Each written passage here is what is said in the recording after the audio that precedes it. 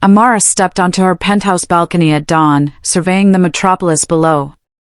She ran a thriving fashion line, her designs coveted by celebrities and executives. Her husband, Dimeji, led a booming tech startup. Together, they seemed unstoppable. Behind their polished success lay a quiet ache. They had tried for years to conceive, enduring endless tests and hushed prayers. Each negative result felt like a secret bruise on their happy image. Still, their bond was strong. They spent late nights cooking spicy meals, reminiscing about university days when their ambition sparked. In rare moments of free time, they fell asleep on the couch, scripts of unfulfilled dreams drifting through their minds. Friends praised their glamorous lives, the bright penthouse, luxurious vacations, and paparazzi glimpses at exclusive events. Amara's designs sold out faster than she could restock.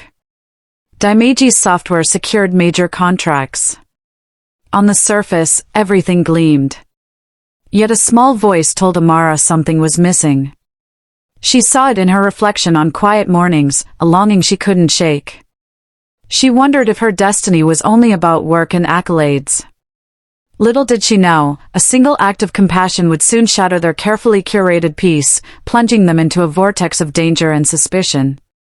For now, the city glistened in first light, and she stepped back inside, bracing for another busy day. She had no clue her world was about to be forever changed, starting with a silent stranger at a bus stop. Late that afternoon, Amara's eyes flicked to the bus stop across from her boutique. Amid roaring traffic and shouting vendors, one figure remained oddly still, a young woman in a tattered dress, hair matted, gaze vacant. It gnawed at Amara. As clients browsed chic dresses in her boutique, she glanced outside, tracking the girl's presence.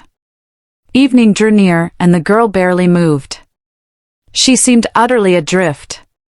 When closing time arrived, Amara hesitated by the door. The girl's stillness haunted her. Something about those bruised arms, that hollow stare, made her chest tighten. She remembered childhood lessons on kindness, taught by her late mother. Summoning courage, she approached the bench. "Hello," she said gently. The girl did not respond, her eyes fixed on distant nothingness. Undeterred, Amara offered a small loaf of bread she'd bought earlier. The girl took it, hands trembling, but said nothing. Moments stretched in tense silence. Cars honked, and vendors announced wares, yet the girl seemed lost in another reality. Amara's heart twisted. She told herself not to get involved, but compassion overruled caution. She returned to her boutique, deciding to watch a bit longer. That night, Amara's thoughts circled back to the stranger, a single question on repeat: who was she, and why was she so alone? The next day, Amara found the girl in the same spot, as though she hadn't moved. Despite Teo's warnings, people might take advantage, Amara approached. The girl's arms bore purple bruises, and her cheeks were sunken. "I'm Amara," she said softly. The girl blinked, drawing in a shaky breath. Despite the city's bustle, she remained silent, like a ghost. A wave of pity collided with Amara's sense of self-preservation. She remembered a friend's story of being conned by a seemingly helpless stranger. Yet something about the girl's wounded fragility felt real. Amara offered water. The girl accepted but didn't meet her gaze. Teo tapped Amara's shoulder, reminding her of an urgent meeting. Amara left reluctantly. Throughout the day, she struggled to focus on designs and phone calls. By closing time, she returned to the bench with a small container of rice. The girl took it silently. As night fell, Amara weighed her next steps. She couldn't abandon someone so clearly in crisis. Yet fear stirred. Was she inviting trouble? Looking at the girl's haunted eyes, Amara decided she couldn't ignore this. Against all logic, she resolved to help, telling herself she'd regret it if she walked away. The decision would reshape everything in her life, and not in ways she could predict. That evening, Amara guided the girl, who offered a faint nod when asked if she understood, toward her car. The girl's steps were halting, as if expecting a blow.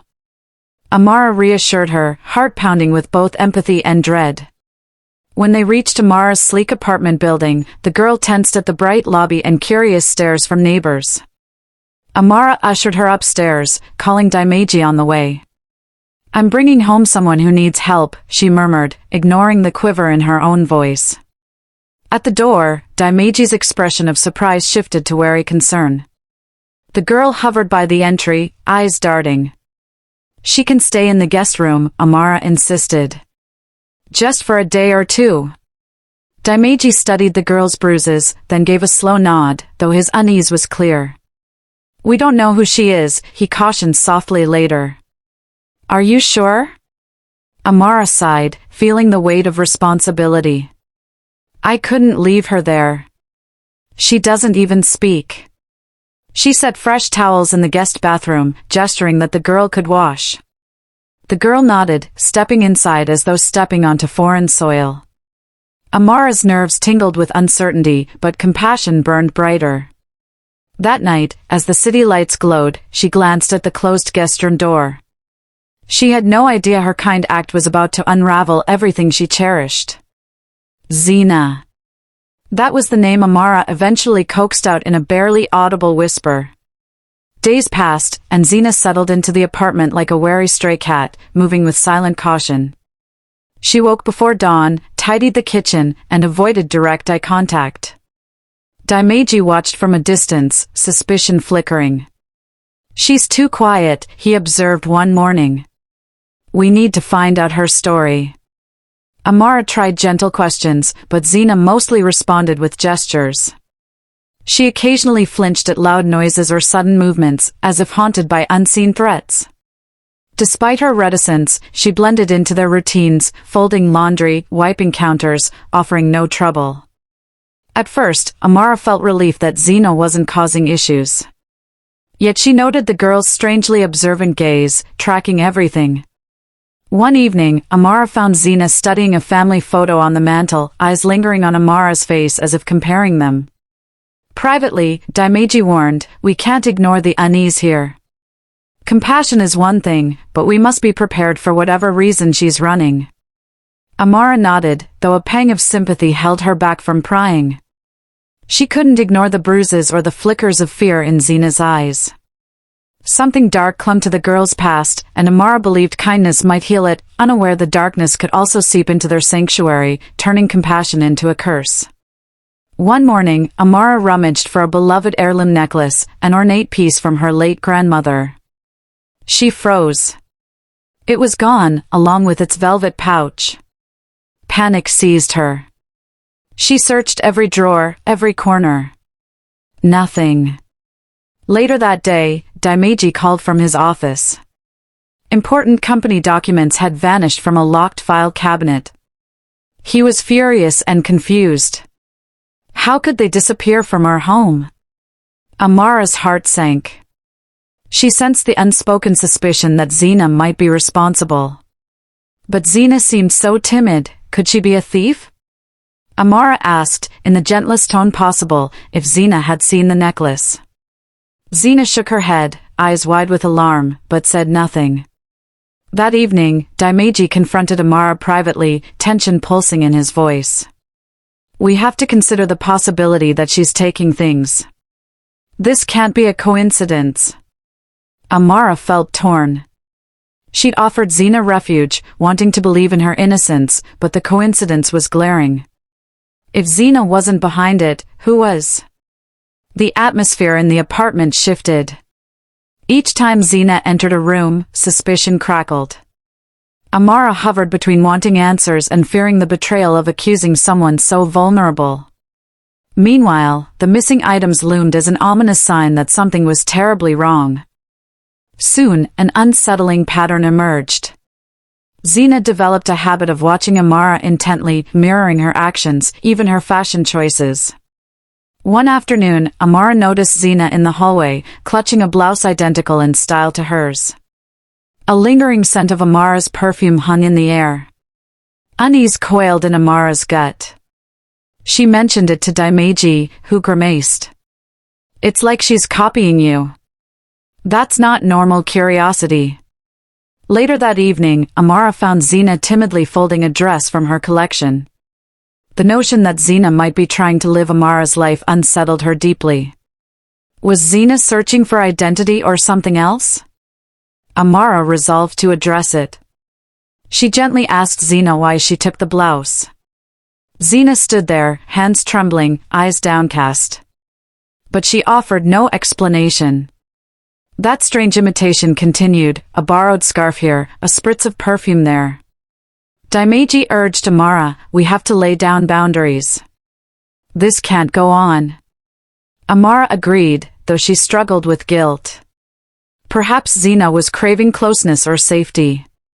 Yet each new incident chipped away at the trust Amara had built. Their home, once a sanctuary, felt overshadowed by perplexing behavior. And in the quiet moments, Amara sensed a deeper tension smoldering, like a storm waiting to unleash chaos. Late one night, Amara woke to faint murmurs. She followed the sound to Xena's door. The girl was conversing in an eerie, unfamiliar language. The tone was urgent, almost pleading. But who was she talking to? Fear gripped Amara.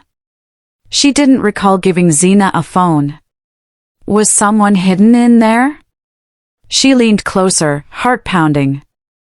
A dull thud echoed, then silence. The door swung open. Xena stood in the dim hallway, eyes wide with alarm. Amara froze. For a moment, neither spoke. Then Xena ducked her head and slipped past, as though nothing had happened. Amara hurried back to her room, thoughts churning. Something dark was unfolding behind that closed door. In the morning, she confided in Dimeji. He stiffened. I caught her in my office at night. She was looking through documents. This is too much. They confronted Xena, asking why she roamed the house in the dark. True to form, she remained mute, tears sliding silently. Dimeji clenched his fists. If you won't speak, you'll have to leave. Amara stood by, torn between sympathy and dread. Xena fled to the guest room, slamming the door. The tension in the household became a palpable weight, an inexorable force pushing them toward a breaking point. The next day, Dimeji gathered enough resolve to voice his ultimatum. Over breakfast, he confronted Xena directly. You've been found in my office at night.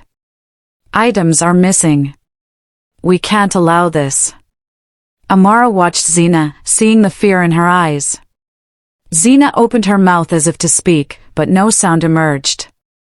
She lowered her head, tears slipping onto her untouched meal. Amara's chest tightened. She hated seeing Xena's silent agony, but Dimeji had a point, they were in danger, or so it seemed. Softly, Amara said, we need to know what's happening. Please talk to us. Still, Xena remained mute. Finally, Dimeji pushed his chair back, frustration etched into his brow. We're giving you until tomorrow to explain yourself, or you must leave. Xena stared at him, eyes brimming with unsaid words. Then she rose and left the table. The front door clicked shut moments later, leaving Amara and Dimeji with a tangible sense of dread. We did what we had to, Dimeji muttered, though guilt shadowed his voice. Amara nodded, her heart heavy. Despite everything, she felt pity for the wounded girl who seemed trapped by secrets. But her compassion was crumbling under the weight of unanswered questions. Thunder rattled windows that evening. While Amara sketched designs on the living room table, she sensed a presence behind her. She turned to find Xena, tears in her eyes. In a trembling whisper, Xena finally spoke, I was running from a cult. The words hung in the charged air. Amara put down her pencil, stunned. Xena's voice was raw, as if unused for ages. She described a group that branded members and demanded total obedience. She pulled up a sleeve, revealing a faint burn scar. They made me steal, spy, infiltrate. I couldn't do it anymore. Dimeji entered, catching the tail end of her confession. Xena's gaze dropped. They're hunting me, and now you're at risk. She turned desperate eyes on them. I took your necklace. They ordered me to prove loyalty. But I hid it, hoping they'd think I complied. Amara's heart pounded. Everything clicked, the missing documents, the eerie late-night phone calls. Xena had been coerced into infiltration. Yet she hesitated, tears sliding down her cheeks, guilt etched into her features. Dimeji's jaw clenched. Why involve us? Xena shook her head. I needed refuge. But they track me. I never wanted to bring danger to you. Outside, lightning lit the sky. Within, revelations shattered assumptions. Amara glanced at Dimeji, seeing a mixture of anger, pity, and fear. Their safe haven had become a battlefield in a hidden war they never sought. The next morning brought somber quiet. Amara brewed tea while Dimeji paced. Xena had collapsed into fitful sleep after bearing her secrets. Though they finally had a reason, trust remained fragile. Amara searched the internet for clues about the cult Xena described, uncovering old rumors of an underground network that traded in stolen data and manipulated vulnerable recruits. Ties to government corruption and high-profile thefts painted a terrifying picture of an organization lurking in the city's shadows. Dimeji rubbed his temples. This group forced her to steal from us, he said grimly. But we're still exposed. The mention of stolen files made him seethe with resentment. When Xena stirred, they questioned her further. She admitted she had withheld data from the cult, hoping to buy time. They have resources everywhere, she whispered. I couldn't run forever. She showed them coded notes, old scraps scribbled with cryptic symbols and references to secret meetings. Despite the fear knotting her stomach, Amara felt a surge of protectiveness. Xena was both victim and unwitting accomplice. We'll help you, she said quietly, but we need your cooperation. Xena nodded, tears glinting. I'm sorry, she whispered. I've put you in danger. Outside, rain began to pour, as though the heavens wept for the tangled predicament they faced. Later that afternoon, a well-dressed man appeared at Amara's boutique. He introduced himself as an uncle searching for his lost niece, Xena. Suspicion prickled along Amara's skin. She'd never known Xena had relatives. The man's gaze was unnervingly intense. Teo, noticing Amara's discomfort, hovered nearby. The man flashed a polite smile. She's ill and needs care. Perhaps you've seen her. Amara feigned ignorance. No one by that name works here. He handed her a card. If she turns up, call me. Then he left. Moments later, Xena peeked from the stockroom. One look at the man's retreating figure made her flee in terror. Amara caught up to Xena, who was hiding behind a rack of dresses, trembling. He's from the cult, Xena managed, voice shaking. They call him Banjo. He finds runaways. A chill ran through Amara. This means they're close, she said, guiding Xena to the back exit. Stay hidden at home. Returning to the showroom, Amara clenched the card with a shaky hand. She realized the cult wasn't simply hunting Xena, they were toying with her, watching. The brashness of Banjo's approach sent a clear message: we know your life, and we can enter it any time. The stakes had never felt higher. That night, Amara discovered a slip of paper tucked under Xena's pillow, a code of swirling symbols. Xena blanched when Amara showed it to her. It's a cipher, she admitted. We used it to share intel. This one might reveal their next target. They pored over the script, but it made little sense. Dimeji suggested contacting a discreet expert. We need any advantage we can get, he said, anxiety tightening his tone. Xena looked defeated. I meant to destroy it, she murmured. But I was scared.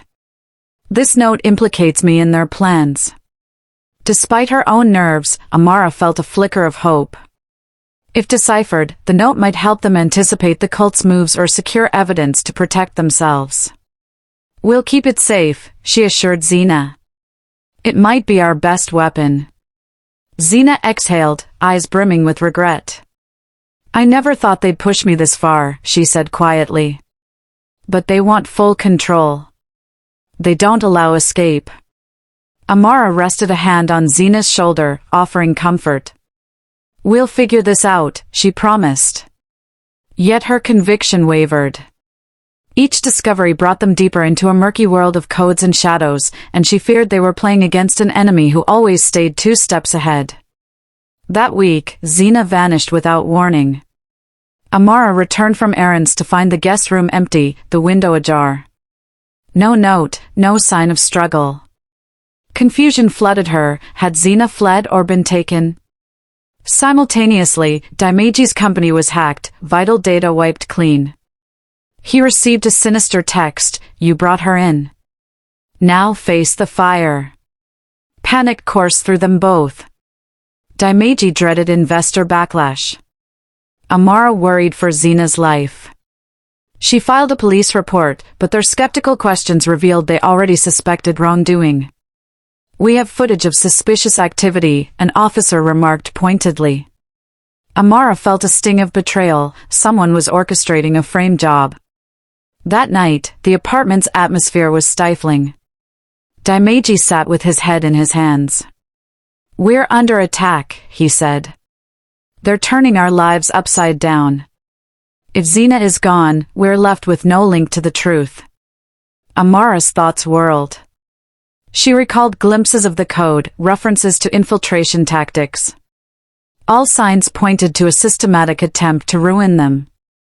The emptiness of Zena's room underscored their own vulnerability. Though uncertain of Zena's motives, Amara hoped the girl was safe, and that somewhere, her disappearance might buy them time or answers. Days later, police showed Amara footage linking her car to a high-profile tech heist. The blurry video depicted a vehicle with her license plate at the scene. Amara's protests fell on skeptical ears. No one could confirm her alibi that night.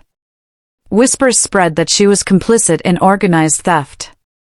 Clients began canceling orders. Dimeji's investors demanded explanations. Anxiety gnawed at them both. It felt like the world was swallowing them in suspicion. Frantic, Amara confronted a detective named Ogun. "I was home," she insisted. "It's a setup." Ogun offered a resigned shrug. "Evidence is stacked against you. Unless you produce the real culprits, you'll remain under scrutiny." Exhausted, she returned to find Dimeji pacing the living room. "Board members are threatening to oust me if I don't fix this," he said. "They think I'm complicit, too."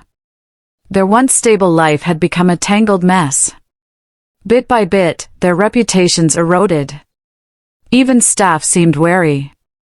The cult's invisible hand orchestrated everything, leaving them desperate for a lifeline. Amara clung to the coded note, praying it might reveal a path to clear their names. Each passing hour tightened the noose of doubt, pressing them closer to ruin. Bolstered by desperation, Amara sought help decoding the symbol-laden note. A friend introduced her to Professor Amina, a linguistic scholar with a passion for cryptic scripts. They met discreetly at a quiet cafe, where Amara slid the scanned note across the table. Amina's eyes lit with curiosity. "This is eclectic, a blend of arcane glyphs and modern ciphers," she observed, scribbling notes. "Give me a day or two." Meanwhile, Dimeji searched old news archives and stumbled on references to an insidious group rumored to blackmail elites by planting operatives in their circles. He found mention of missing girls forced into infiltration. The parallels were unmistakable. That evening, Amara and Dimeji reconvened at home, hearts heavy. "This group has done this before," he muttered. "There's an entire pattern of theft, sabotage, and scapegoating." She nodded, the weight of insight offering little relief. "If Amina cracks that code, maybe we can prove what's really happening." Yet as night fell, their apartment felt hollow. Zena's absence was a reminder of how abruptly fate could shift. The threat loomed, intangible yet devastating. Holding on to each other, they clung to a fragile hope that they could still reclaim their life from the jaws of secrecy and lies.